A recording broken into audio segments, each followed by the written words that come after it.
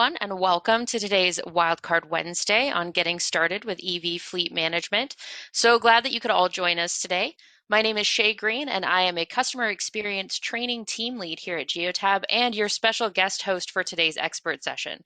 Our speaker today is one of my favorite people and a fellow customer experience training team lead, the electrifying Clark Wagner. And with that being said, I'm going to pass things over to Clark to dive into the world of EV management. Clark, it's all you. Thank you so much. I am Clark Wagner. I've been with Geotab for the past 2 years. You may have seen me before talking about ELD and HOS in the US or Canada, but I do enjoy talking about electric vehicles as well, and that's what we're going to be talking about today. And really today is kind of just talking about the baseline, the basics of electric vehicles.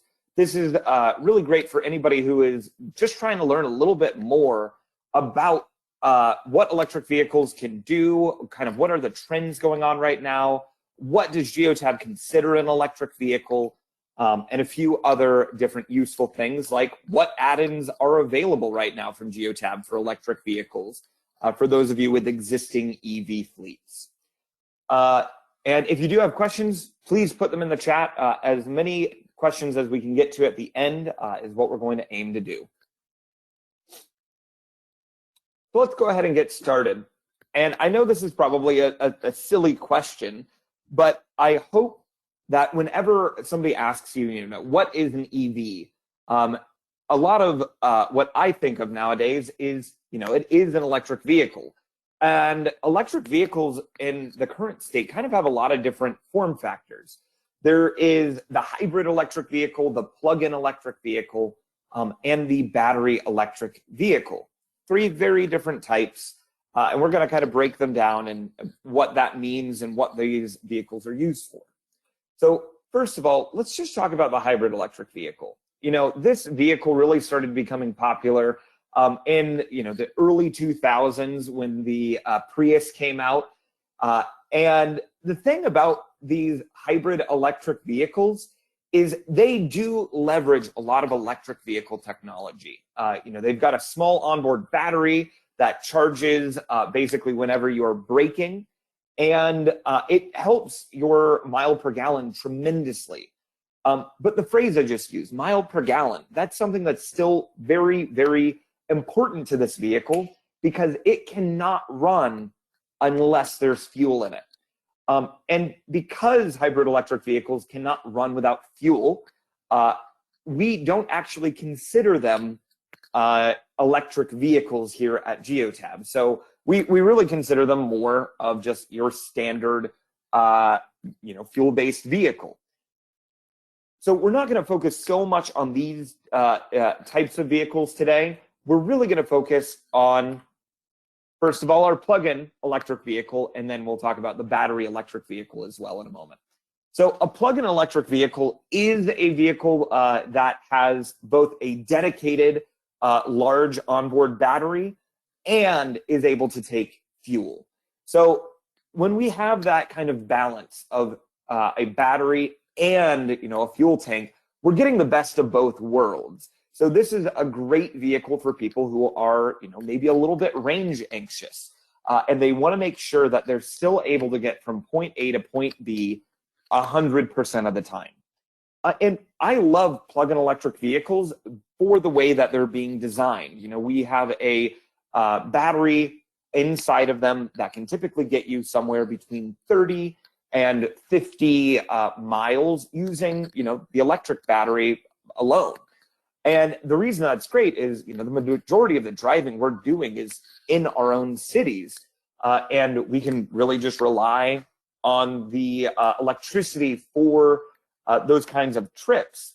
But then when we have a longer distance trip, we are going to basically be running off of electric until we get to a fuel efficient speed, and then we will switch over to powering our vehicle by fuel.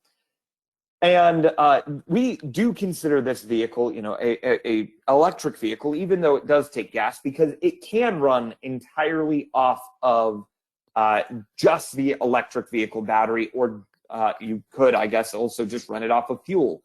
But this is a perfect kind of introductory type of vehicle for anybody who's thinking about getting into the electric vehicle space.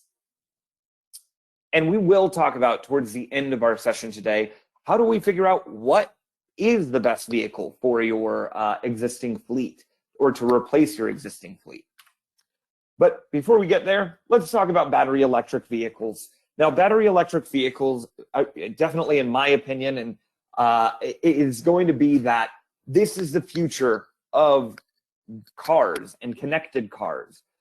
We are seeing a huge trend right now in virtually every single vehicle manufacturer coming out with their new electric vehicles. And many manufacturers as well have commitments that they are going to be creating fully electric vehicles, you know, some as soon as like the next 10 years. And these are vehicles that are fully electric. There is no fuel whatsoever. You know, I feel like Tesla has really made these the hip and trendy thing right now. And one of the things about battery electric vehicles is there are really kind of two different types of battery electric vehicles. We have short range vehicles and long range. And that really just comes down to the battery size. You know, if you are greater than 50 kilowatts or less than 50 kilowatts.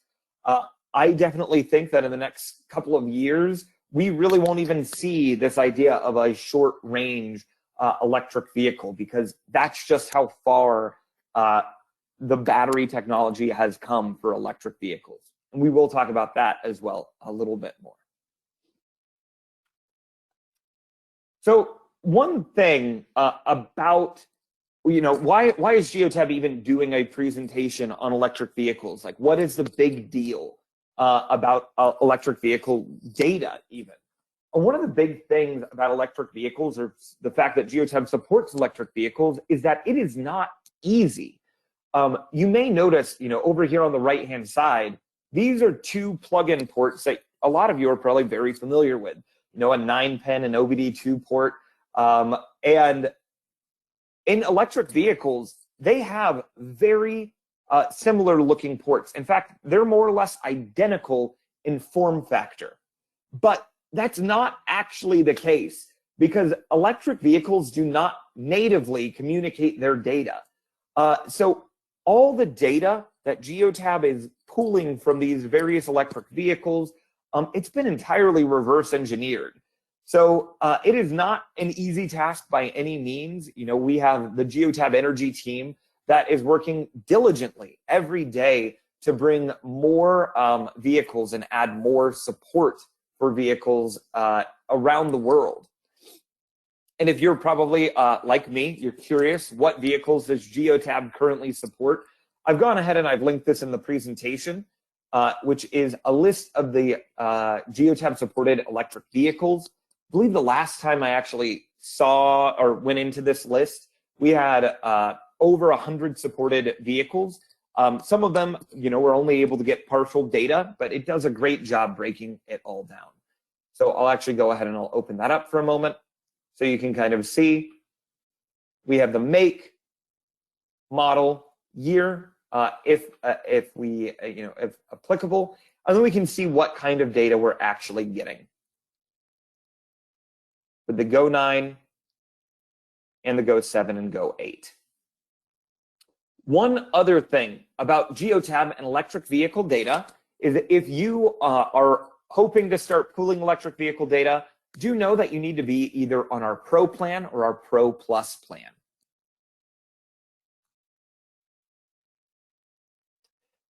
Another question that I feel like a lot of people are asking me these days is, why are people driving EVs? You know, on a personal level, why are people going out buying electric vehicles nowadays versus, you know, a fuel-based vehicle? And we set out to find out why, and what we really found from our research is these are the 5 top reasons people are buying electric vehicles. So first of all, really easy, save money on gas. No longer do you have to worry about the rising price of gas. I know that I have a gas station right behind my house, and I was looking out and I was like, wow, $3.60 for a gallon seems like a lot today. The other thing we're able to do with electric vehicles is save money on like repairs and maintenance more so. So, when you have an electric vehicle, one of the things you don't have to pay for is like an oil change because, well, there's no oil to change. Number 3, it's the newest gadget.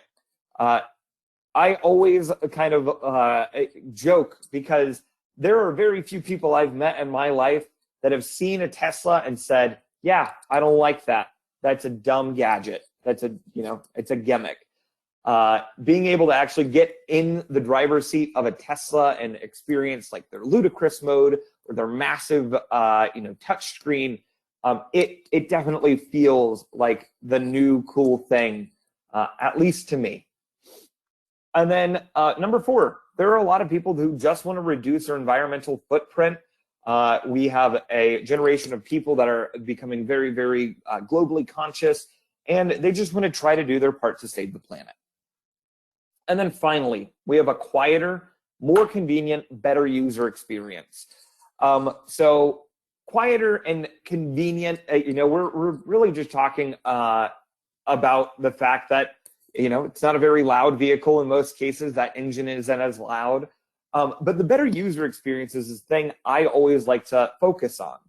One of the things that I think we all can relate to is after we've had a long day of work and we realize we are a little bit low on gas, we have this mental dilemma where we think, should I get gas tonight while I am exhausted, but I could go fill it up and I could help tomorrow me?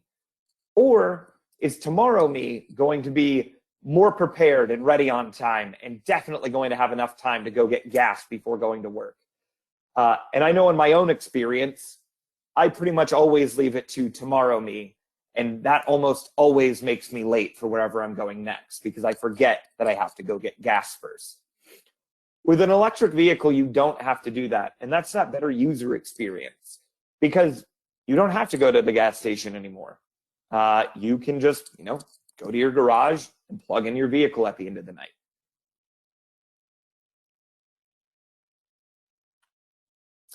So what are we actually seeing like in electric vehicles? What are the fleet trends that are currently happening? And I kind of found 6 different ones that I really wanted to highlight. So first of all, battery prices have dropped 85% in 8 years. Ultimately, this means you are getting a bigger battery, which means you have a bigger range. And ultimately, this is making electric vehicles cheaper to manufacture for the public. And if we can if we continue to see this trend in battery prices dropping year over year, eventually, in the next couple of years, it may be cheaper to manufacture an electric vehicle than it is to manufacture, your standard vehicle that we're experiencing right now. We're beginning to see massive expansions in the models available, from sedans to crossovers, LCVs, and heavier duty EVs. I know that for myself, I think that the thing that is really going to change the game in electric vehicles is going to be the release of the Ford F-150, what is it called, the Lightning, I believe, and the Tesla Cybertruck.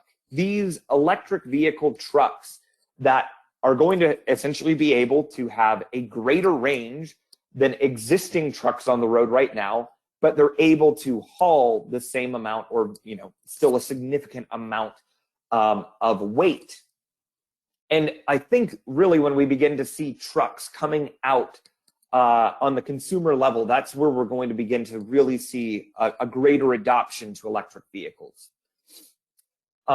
We are seeing expanded and accelerating EV policies just related to GHG and clean air. I mean, the governments across the world, we're beginning to see a lot more of a bigger trend of having businesses be more conscious and conscientious of the emissions they're putting out into the world. We are seeing increased public charging power capacity and availability. This is definitely more specific to like North America and Europe. In the rest of the world, we're beginning to see charging stations pop up, but we definitely want to begin to see that even more. And well, I mean, frankly, we are beginning to see it more, but we want to see this exponential growth, very similar to how we're seeing kind of how battery prices are dropping significantly. We also are having increased coordination of buyer groups.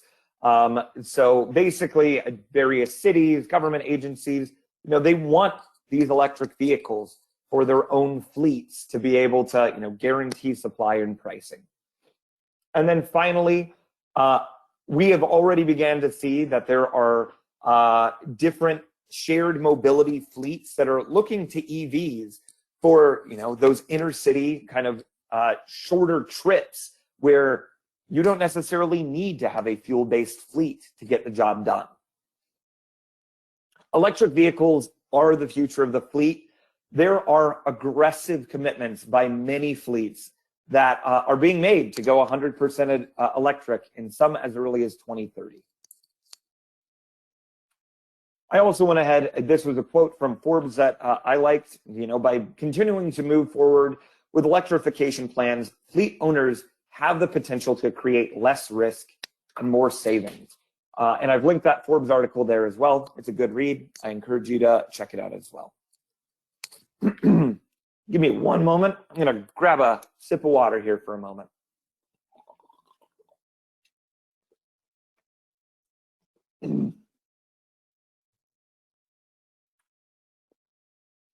So some of the industries that we're already beginning to see electric vehicles emerging into, last mile delivery, like those smaller Sprinter vans, definitely in Europe, we're beginning to see adoption of those vehicles.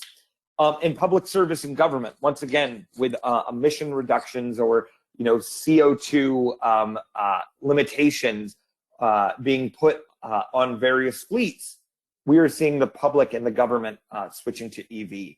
And then even electric utilities. So there are many different kinds of electric utility companies that are out there that are trying to show you can do this. You can switch your fleet to electric vehicles. And in emerging markets, we are beginning to see public and school buses that are switching to the EV standard. And we're really beginning to see, the heavy duty and medium duty trucks as well. For me being in the ELD and HOS space, I'm definitely excited to see what this brings for the future of trucking. Now, one quick little nomenclature thing, just, there is typically some confusion about power versus energy. I know there is for myself as well, and I get them mixed up all the time. And one of our EV engineers kind of broke it down to me with this image. So energy is what is actually in the vehicle. And it's the amount of energy the EV is kind of using it. So we can imagine that as liters of fuel. But power is the kind of the flow of how much we are putting into our vehicle at one time. So, with an electric vehicle, we can essentially charge it in various different ways. And just like we could fill up this little rubber duck pond in various different ways. We're just using a garden hose, it might take, 2-3 minutes to fill it up. If we used a fire hose, that would probably fill it up even faster. And I just wanted to go ahead and share with you guys, so what are those common chargers that are being used today?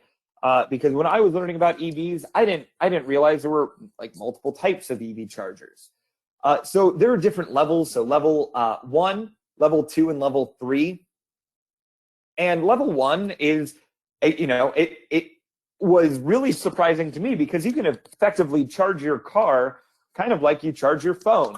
You just need to essentially have the appropriate charger for your vehicle, and you can plug it into pretty much any 3-prong outlet to be able to charge up your vehicle. And these are great for those smaller battery plug-in electric or plug-in hybrid electric vehicles. Or, it's kind of like also a great kind of emergency kit in the event that, you somehow wind up someplace with no battery and very little battery and no available charging stations. this would be a way that we could, get you limping along again. But once again, to reiterate, charging a vehicle on a less than 2 kilowatt charger, it is not ideal. It is still going to take a long time to charge up your vehicle. So we're talking somewhere probably beyond 18, 24 hours. It could even be beyond that to a full charge, depending on your make and model of vehicle. This is the standard electric vehicle charger that we see in North America. These are also the types of vehicles you would see at like a public charging station, or you might have installed in your garage, or installed for your fleet at your business. They are able to charge your vehicle relatively quickly. We're talking, this could be somewhere between 8 and 12 hours from 0 to 100%, depending on the type of vehicle you're driving. These are ideal for every kind of electric vehicle and any kind of use case. And then level 3 is the third thing that we want to talk about. I realize I made a mistake on this slide and didn't put level 3 here, but we are talking about level 3 chargers here. So level 3 chargers, this is what you have probably heard as Tesla's supercharging. And this is where we are going to charge your vehicle's battery from, sometimes like 10% all the way up to 80% in like less than 30 minutes. And these chargers are really great, and they're, I think, going to begin to continue to pop up both for Tesla and for other companies as well, because this is really for vehicles that are going long distances, how they need to get charged so they can get back on the road as quickly as possible. One of the other things I always like to just kind of highlight is in the future, we're going to begin to also begin seeing heavy-duty chargers. And heavy-duty chargers can operate at 2 megawatts, like charging rate speed, which is it's a lot. It's a lot of power. So there are all different kinds of charging technologies that are coming out right now that just as much as having these different types of electric vehicles available, how we are going to charge them is going to be just as important. And this is the big question that a lot of people are wondering. And it's one of the things, if you're considering an electric vehicle fleet, I would encourage you to think about a lot and find the answers for, which is if you were going to switch your fleet over to electric vehicles, where are you going to charge? Because if you had a fleet of 50, you need to be sure that you have enough chargers available to get all 50 of those vehicles to a battery percentage that is good enough for the next day to go out and do all the tasks that they need to do. And one of the things is you typically do have to invest in private infrastructure for electric vehicle charging. And that has an initial, setup cost of actually building it in. But most of the time, if you're switching to electric vehicles, the initial cost of installing the chargers, in the long run, after, sometimes 10 to 20 years, it's going to begin to help you save money in the long run. And so the electrification journey is something that I want to just talk about, because these are the questions that customers are asking and businesses are asking, about electric vehicles. And I'm sure you are even asking them watching this presentation. And that is, all right, well, Clark, what EVs actually have enough range? And if I switch to electric vehicles today, am I actually going to save money? Are we going to be able to do a reduction in our carbon emissions? And ultimately, what charging infrastructure is needed? And I'm going to show you guys a solution that Geotab has available right now for free for existing customers in a moment, that's available on the Geotab marketplace. But after you actually become an electric vehicle fleet, you have to ask these questions. Okay, we have electric vehicles now. How are they doing? Like, what are they doing? Are they performing better than my fuel-based vehicles? are my drivers actually remembering to plug in the vehicles every day so that we are consistently getting the charging that we need, or the battery charge that we need? And then finally, how much money are we actually spending on electricity to charge all these vehicles? Because we want to be sure that we're actually saving that money, right? And so I want to talk about our EV add-ins. Specifically, the first one I want to talk about is our electric vehicle suitability assessment.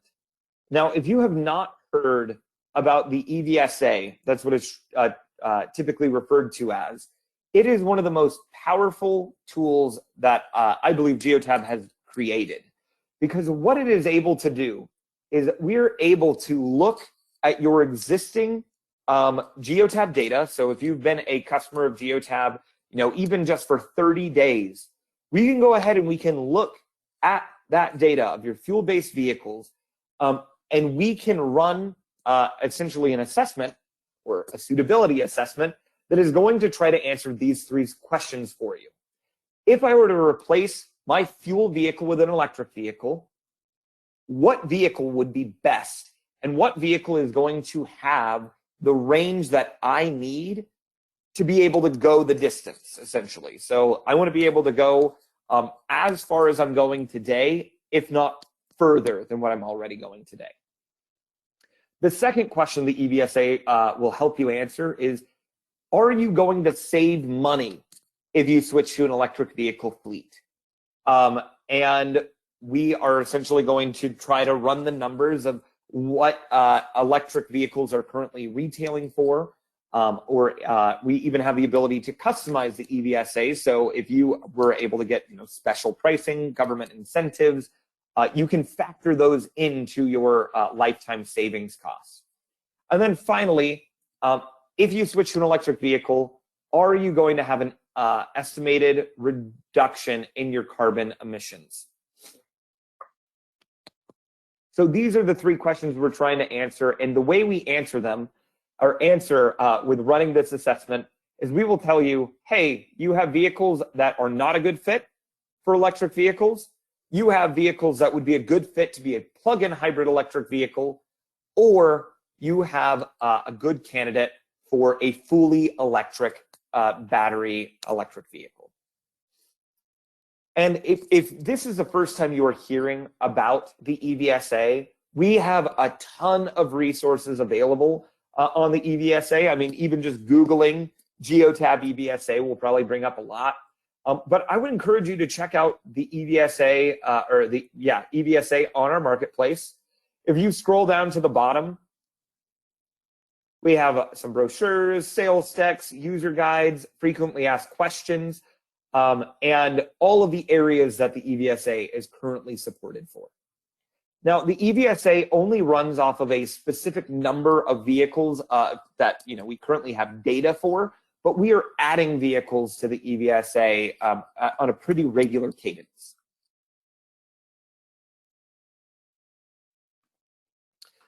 So after you have run the EVSA and you've decided, oh, I do want to go electric, and you switch to being an electric fleet, a lot of times there are the questions of, okay, well, how do we actually maintain our fleet?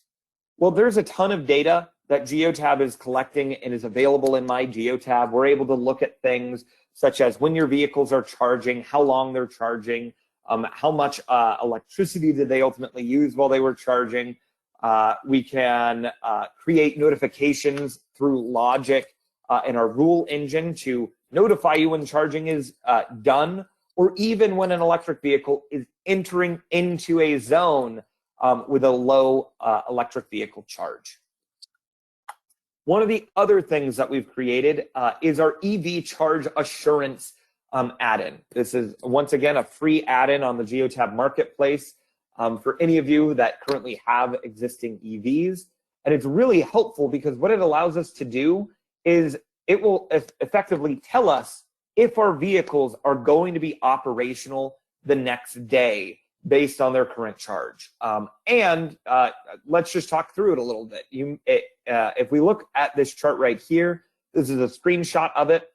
These two vehicles are not going to be charged at the rate we need them to be. The rate we need them to be is 100%. We need it to be 100% at 10 a.m. the next morning. And so effectively, these two vehicles, no matter what we would do here, they would not be charged at 100% by 10 a.m.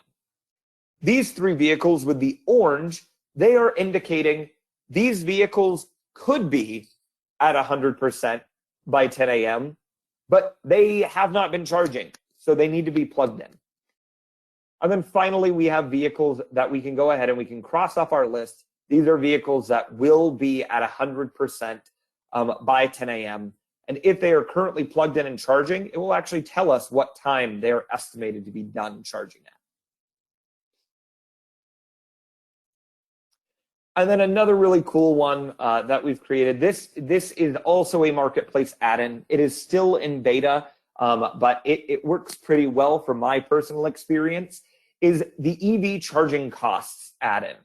This is basically a way to figure out and view the energy and cost data in multiple ways to just figure out how effective your electric vehicles are performing and how much you are paying for various chargers. So let's say hypothetically, you have chargers at home that you're primarily charging off of, but you have a set group of chargers out in the field that you tell your drivers to go out and utilize if they need to in the middle of the day. We can create zones around all of these different chargers, and we can essentially add a cost to charging inside of those zones. And then what that does is it gives us reporting to show us where we're saving money or where we're losing money based on where we are charging our vehicles. And we can also factor in things like peak charging cost times or off-peak charging cost times. And that's really what we have for you today. I know that it was a lot of information, lots to be said about electric vehicles. I hope that this was helpful and entertaining. And I would encourage you to, feel free, go check out all of the different links in this slide deck and find additional electric vehicle information as you need. And Shay, I would love to go ahead and ask, what questions do we have out there? Awesome. Great presentation, by the way, Clark. We do have a couple questions that came through. So the first one that we had is Geotab working with any electric school bus companies, or are any on the roadmap currently? So I don't know off the top of my head. I would imagine, we think that electric vehicles are the future, and it would surprise me if we weren't. But speaking for myself, I don't know at this time. Doesn't mean that we're not, though. All right, and the next question that we had for you, I'm going to paraphrase just a little bit because it is a bit of a long question. Okay. But they were wondering if Geotab has done any research into exactly how beneficial EVs are to the environment. The reason they're asking is because electricity typically comes from power plants that are fueled by coal. So they were just wondering if we've done any research into exactly how beneficial to the environment switching over to an EV potentially is. I don't have an answer for that one today, unfortunately. Perfect. So I'm going to take both of those questions because we do have your name and your information here. So we will take those back to our EV specialist teams and make sure that we get you solid answers on those. We did have another one or another comment pop through actually to answer one of those questions. Thanks so much, Rob, for being on the line today. He said, yes, we are currently working with EV bus fleet. So the answer to that question for you, Josh, is yes, we are. Thanks so much, Rob. Saving the day as always. But it looks like those are all the questions that we had come through for today's presentation. So that does make it a wrap for today's session. But with that being said, thank you so much, everybody, for attending. Thank you to Clark for this great presentation. Until next time, I'm Shay Green, and on behalf of myself and everyone here at Geotab, thank you for joining us today. We'll see you all next time. Same Geotab time, same Geotab channel. Thanks so much, everybody.